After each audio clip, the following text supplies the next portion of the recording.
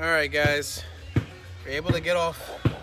We're able to get off the last screw. So as you can see here, it's separated. You got a gasket in the middle between the cat and pretty much the engine. So you don't want to lose that.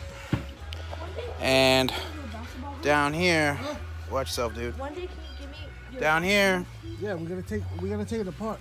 Down here, we had to use a chisel to take apart the other side. It's all rusted and pretty much. I mean, we thought it was gonna be really bad where you had to weld it, or heat it up just to get it out. But the chisel and the mallet, we're able to loosen up the molecules, the rust molecules, and we're able to take it out. So the catalytic converter is on its way out. This is a time. This is just a time lapse, guys. I mean, this is just a second video, but we spent about 4 hours on this. We were lucky to get a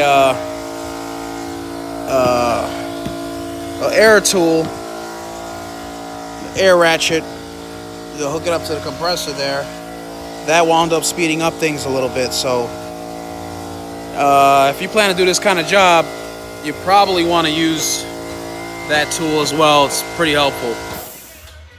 So as you can hear my father-in-law, he's still loosening that side up. We had a hard time trying to reach down there to get the O2 sensors, and trying to loosen up the O2 sensors from the other side is close to impossible. This will be the new O2 sensor. You never want to remove this plastic piece because it already has the grease on it, so keep it on as long as you can right before installation. This part right here, on the higher part of the catalytic converter, is severely hard to get to from up top. It is all the way down here, and then you got to make a right. It's up there, like it's basically behind this engine up.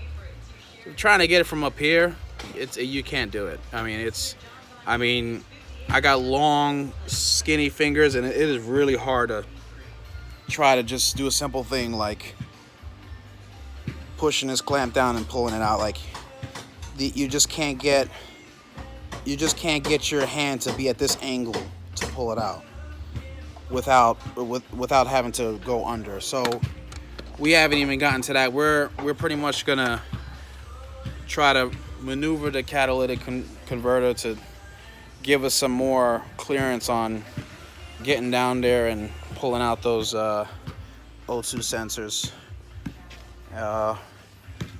When you try to save daylight out here, that's how rough it can be. But yep, this is where we're at right now. My father-in-law just came up with the idea. What we're gonna do is probably just cut the wires, and just so that we can get the catalytic converter out, and then we'll focus on taking the clips off. So that's where we're at right now, guys. It's always good to have your kid around to try to show them the things that you got to do to try to hold down the workhorse. So it's a good experience if you have your kid around helping you out, and well, it's not really helping you out, but just taking a look at things. And these kids, they love YouTube, and I find YouTube so informative at times, but I have seen 0 videos of anybody trying to do this job. So I just figured I'd give some partial glimpse of what it's like to try to do it yourself.